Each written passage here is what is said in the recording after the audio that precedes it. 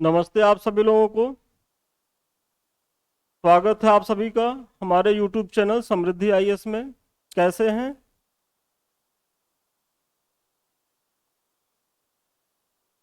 चलिए, आज हम लोग फिर एक बार उपस्थित हुए हैं अपने मेंस आंसर राइटिंग प्रोग्राम के तहत, जिसमें हम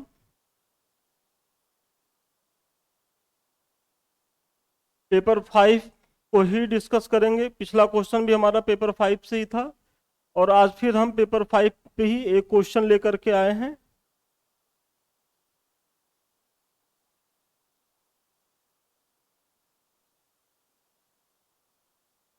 देखिए, हमारा जो क्वेश्चन है कि प्राचीन महाजनपद काल के कितने महाजनपद उत्तर प्रदेश में स्थित थे, संक्षेप में वर्णन कीजिए।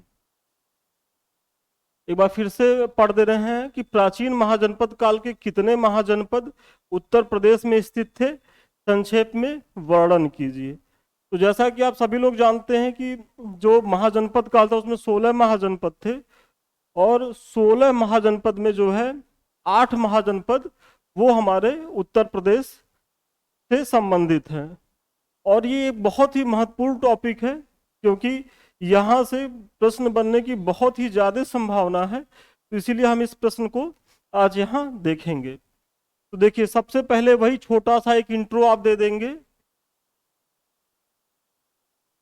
6ठी शताब्दी ईस्वी पूर्व के भारत में 16 महाजनपदों का अस्तित्व था, जिसका प्रमाण हमें जैन ग्रंथ भगवती सूत्र, क्योंकि अगर कोई चीज मिल रहा है तो उसके वो कहाँ से मिल रहा है, यदि आप स्रोत दे देंगे तो निश्चित तौर पे आपको एग्जामिनर के ऊपर एक इम्प्रेशन बनाने में सफलता मिलेगी। तो आप यहाँ भगवती सूत्र और बौद्ध ग्रंथ अंगुत्तर निकाय से मिलता है, तो यहाँ आप ऐसे दिखा देंगे कि जो 16 महाजनपदों का प्रमाण मिलता है वो जैन ग्रंथ भगवती सूत्र से और बौद्ध ग्रंथ अंगुत्तर निकाय से मिलता है। अब अगर इन 16 महाजनपदों को देखा जाए तो 16 में जो 8 हैं वो हमारे उत्तर प्रदेश के हैं। ये देखिए मैप में, ये हमारे 16 महाजनपद हैं। जैसे कुरु हुआ, सूरसेन हुआ, पांचाल हुआ, कोसल हुआ, वत्स हुआ, चेद हुआ, ये सब जो हैं ये सब बेसिकली ये देखिए। फिर सबसे दक्षिण में क्या है? अस्मक। सबसे दक्षिण में जो है वो अस्मक है।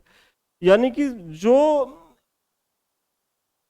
15 करीब हैं वो जो है वो ऊपर उत्तर भारत में है और एक जो है वो साउथ में है, अस्मक है। तो एक फैक्ट आपका पीटी का यहाँ से हो गया कि पूछ लेता है कि निम्न महाजनपदों से में से कौन दक्षिण में स्थित था, तो ये अस्मक था। तो ये देखिए आपके सारे महाजनपद हैं, वज्र है, मल्ल है, अंग है, काशी है, मगध है, ये सब है।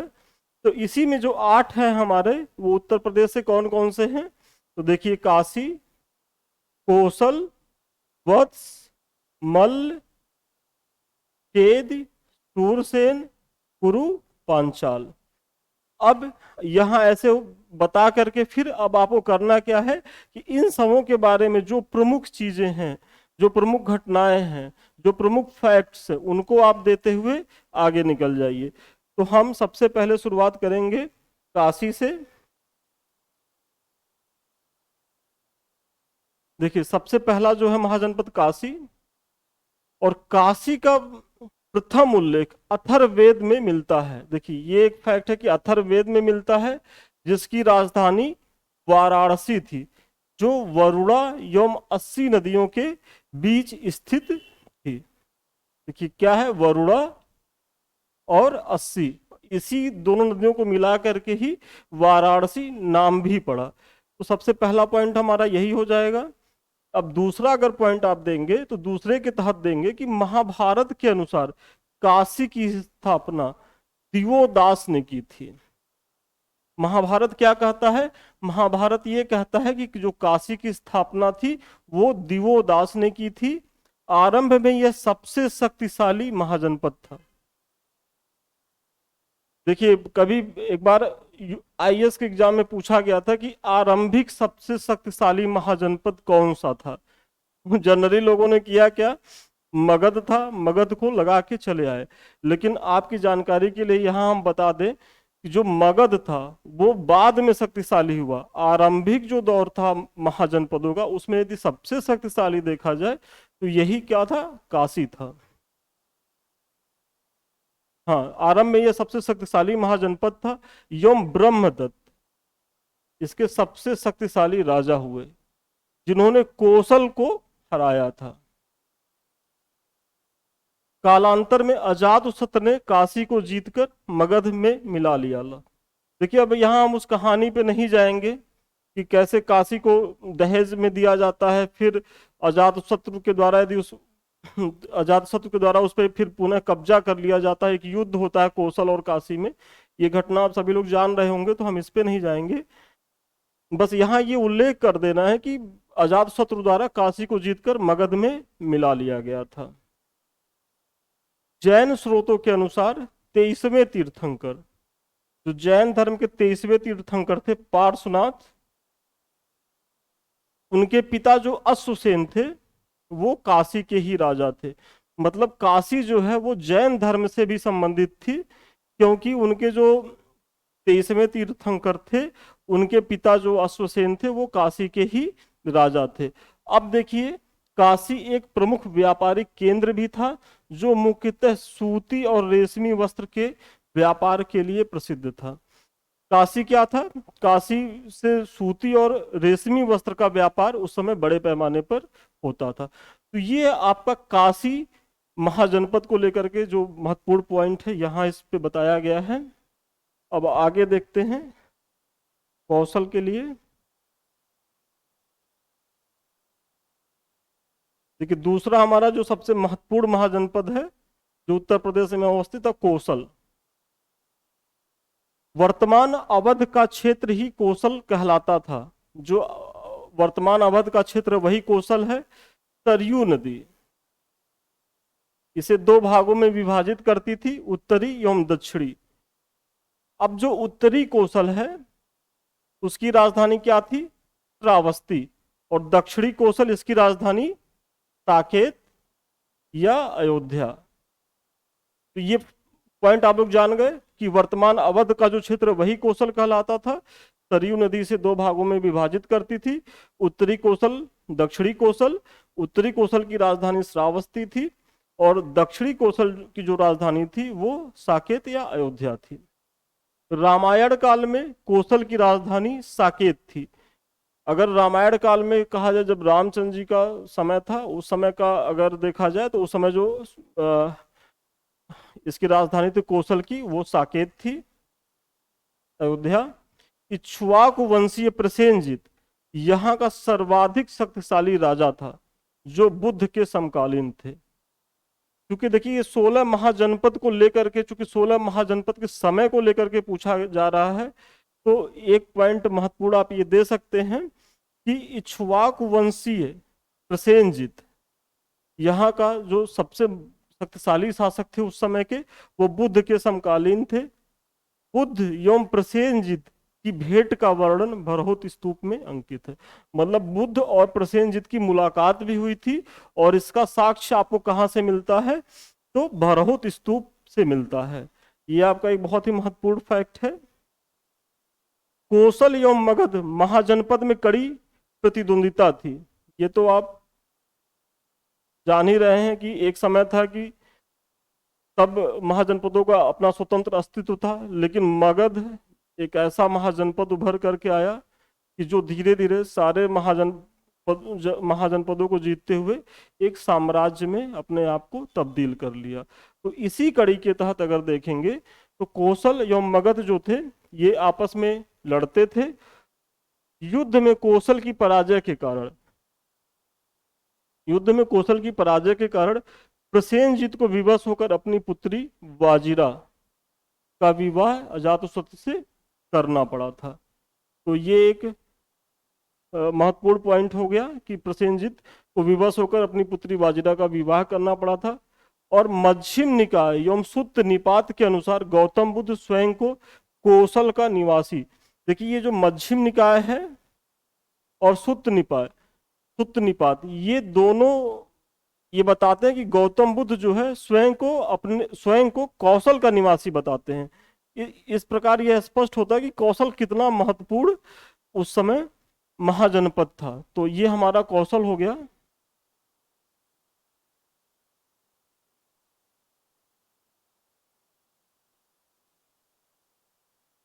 अब आते हैं वत्स पे।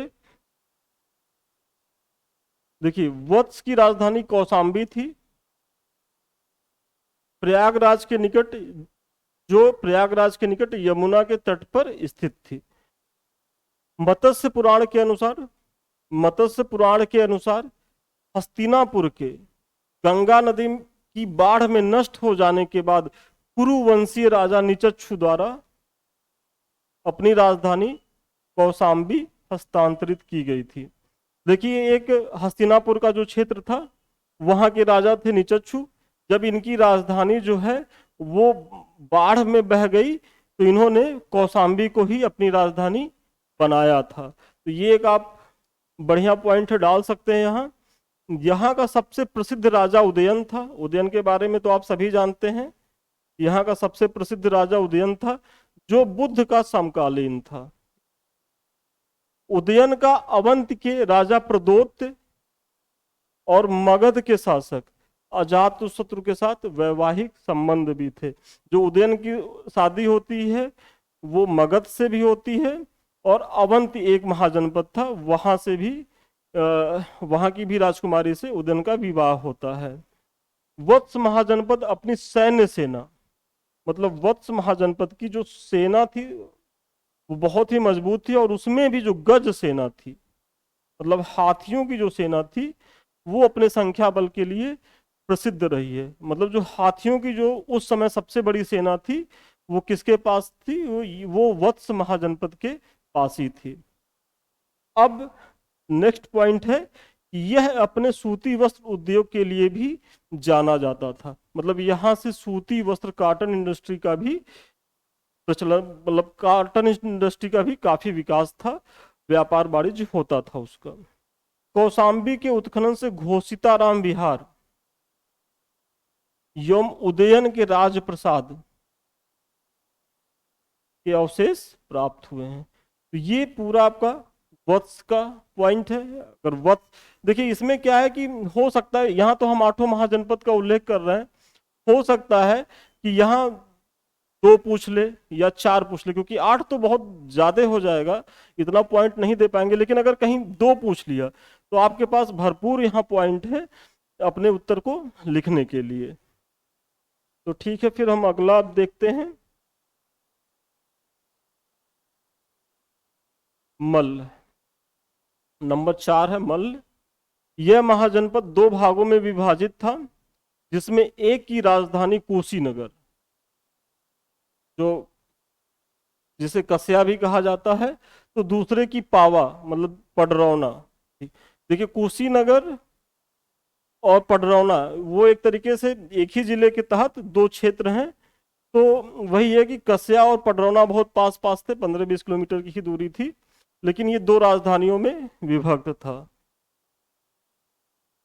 मल्ल महाजनपद एक गणराज्य था, जो 9 छोटे छोटे संघों से मिलकर बना था। देखिए, जो राजनैतिक व्यवस्था थी उसके तहत 2 व्यवस्थाएं उस समय थी, गणतंत्र की व्यवस्था थी, राजतंत्र की व्यवस्था थी। अगर देखा जाए तो विश्व में आज जो हम लोग गणतंत्र की तरफ देश दुनिया मूव कर रहा है, उसकी शुरुआत जो है वो भारत में ही होती है। और हमारा जो भारत है वो प्राचीन गणतांत्रिक स्वरूप को धारण करता था, जिसका प्रमाण आप यहाँ मल्ल में देखिए कि क्या है, ये 9 छोटे छोटे संघों से मिलकर बने थे। यहाँ से जैन एवं बौद्ध दोनों ही संप्रदायों की उपस्थिति के प्रमाण मिलते हैं। बुद्ध का महापरिनिर्वाण कुशीनगर में ही हुआ था। मतलब ये जो मल्ल था वो जैन और बौद्ध दोनों ही धर्मों से संबंधित था, और बुद्ध का तो महापरिनिर्वाण ही कुशीनगर में हुआ था। अजातशत्रु द्वारा मल्लों को जीतकर मगध में मिला लिया गया। देखिए, अजातशत्रु जो थे मगध के शासक, उन्होंने मल्ल को पराजित करके इनका विलय मगध साम्राज्य में करा लिया था। तो ये हो गया। और पांचवा जो हमारा है वो है चेदी। चेदी महाजनपद वर्तमान में बुंदेलखंड, जो बुंदेलखंड का जो क्षेत्र है, और बुंदेलखंड में जो बांदा जिला है, बांदा जिला से संबंधित रहा है, जिसकी राजधानी सुक्तिमती थी। जो चेद है वो बुंदेलखंड, बुंदेलखंड में भी कहा बांदा जनपद, और इसकी राजधानी क्या थी? सुक्तिमती थी। ठीक है।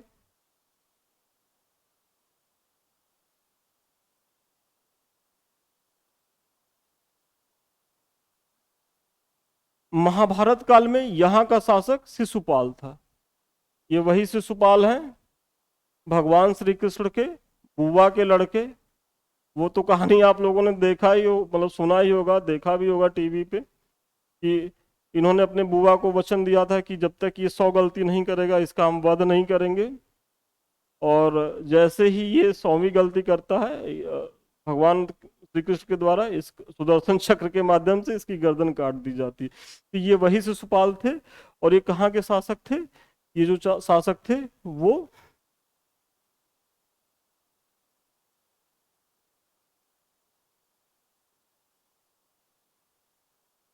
चेद के थे।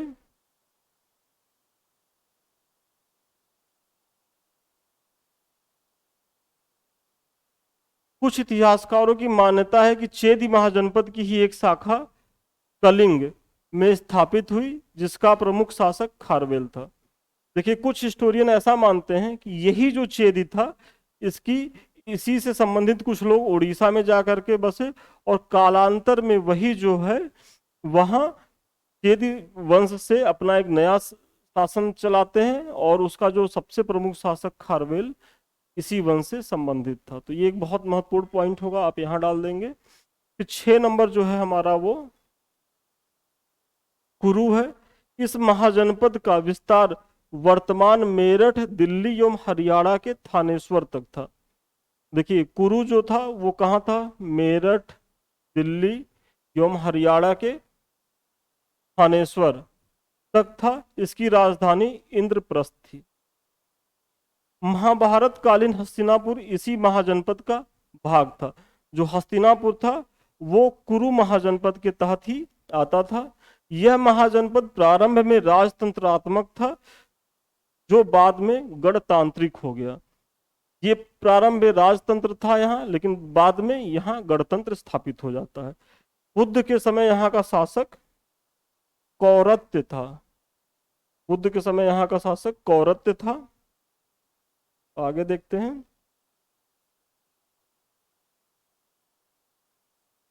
अब देखिए, नंबर 7 हमारा क्या है? सूरसेन। इस महाजनपद की राजधानी मथुरा थी। सूरसेन की राजधानी मथुरा थी। महाभारत एवं पुराणों के अनुसार यह महाजनपद यदुवंशी शासकों द्वारा शासित था, और कृष्ण इसी कुल से संबंधित थे। देखिए, कृष्ण को जो है, जो आज भी जो यादव लोग हैं उनको अपने साथ जोड़ते हैं कि वो तो यदुवंशी थे, हालांकि वो मूलतः थे तो क्षत्रिय, और लेकिन यदुवंशियों से भी जोड़ा जाता है। तो वही है कि पुराणों के अनुसार यह महाजनपद यदुवंशी शासकों द्वारा शासित था। कृष्ण इसी कुल से संबंधित थे।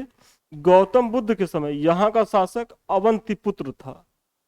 देखिए, गौतम बुद्ध के समय यहाँ का शासक अवंतिपुत्र था, जो बौद्ध मतानुयायी था। सूरसेन महाजनपद पहले गणतांत्रिक स्वरूप का था, जो बाद में राजतंत्र में परिवर्तित हो गया। देखिए, कुछ पहले जो राजतंत्र थे वो गणतंत्र में परिवर्तित हो रहे हैं, जो गणतंत्र में है वो राजतंत्र में परिवर्तित हो रहे हैं। तो ये चीजें हैं। अब हमारा सबसे लास्ट जो है 8वां पांचाल। देखिए, पांचाल महाजनपद वर्तमान बरेली एवं फर्रुखाबाद के क्षेत्रों में अवस्थित था। यह 2 भागों में विभाजित था। जो पांचाल महाजनपद की स्थिति है वो वर्तमान के बरेली और फर्रुखाबाद के क्षेत्रों में है। और पांचाल जो है वो 2 भागों में विभाजित था, उत्तरी पांचाल और दक्षिणी पांचाल। और जो उत्तरी पांचाल था उसकी जो राजधानी थी वो अहिछत्र थी। जो वर्तमान का बरेली है उसी को अहिछत्र कहा जाता है।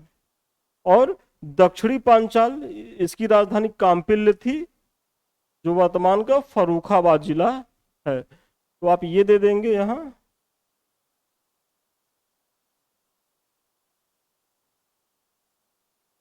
कान्यकुब्ज, देखिए ये इस कन्नौज का प्राचीन नाम कान्यकुब्ज है। इसका एक नाम और भी है महोदय नगर, जो भैंसांग कहता है। तो कानकुब्ज नगर इसी महाजनपद का भाग था। यहाँ यह भी उल्लेखनीय है कि महाभारत कालीन द्रौपदी पांचाल महाजनपद की ही राजकुमारी थी। जो द्रौपदी थी, पांडवों की जो पत्नी थी, वो यहीं की राजकुमारी थी। मतलब आप समझ लीजिए कि जो ये लोग स्वयंवर में गए थे तो वो हस्तिनापुर से बरेली तक की यात्रा किए थे, और पांचाली यहीं की थी, सॉरी द्रौपदी यहीं की थी, इसीलिए इन्हें पांचाली भी कहा जाता है। तो इस प्रकार आज का हमारा जो प्रश्न है वो कंप्लीट हुआ। इसके तहत हमने 8 महाजनपद जो उत्तर प्रदेश में हैं उनके बारे में चर्चा करी, और फिर हम आगे फिर नए क्वेश्चन के साथ जल्दी ही आपके साथ उपस्थित होंगे, क्योंकि मेरा टारगेट वही है जो मैंने पहले दिन बताया था कि हम 15 सितंबर तक जितने भी पेपर 5 और पेपर 6 के महत्वपूर्ण क्वेश्चन हैं वो हम आपको यहाँ यूट्यूब के माध्यम से करवा देंगे। और आप लोग अपनी कॉपी को, अगर आप लोग लिख रहे हो, आंसर राइटिंग कर रहे हो, तो आप लोग उसको जो है हमारे टेलीग्राम चैनल पे भेज दीजिए। हम वहाँ चेक भी कर देंगे, उसका मूल्यांकन भी कर देंगे।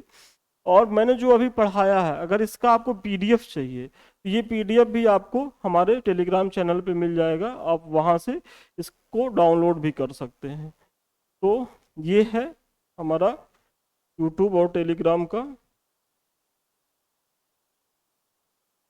हाँ देखिए, ये जो हमारा इसके पहला जो हमारा क्वेश्चन था कि प्राचीन उत्तर प्रदेश के इतिहास के अध्ययन के लिए विभिन्न स्रोतों के महत्व का मूल्यांकन कीजिए, ये मैंने कराया है। यदि आप लोगों ने नहीं देखा है तो प्लेलिस्ट में है, आप लोग या हमारे यूट्यूब चैनल पे जाकर के इसको देख लीजिए, काफी महत्वपूर्ण क्वेश्चन है। और ये है हमारा समृद्धि आईएएस टेलीग्राम चैनल, आप लोग इससे जरूर जुड़िए, क्योंकि जो भी पीडीएफ होगा आपको वो यहीं से मिलेगा। यहाँ आप लेकर के अपनी कॉपी भी दिखा सकते हैं। और ये हमारा यूट्यूब चैनल है, प्लीज़ इसको लाइक करिए, सब्सक्राइब करिए और शेयर करिए। मिलते हैं नेक्स्ट वीडियो के साथ। धन्यवाद।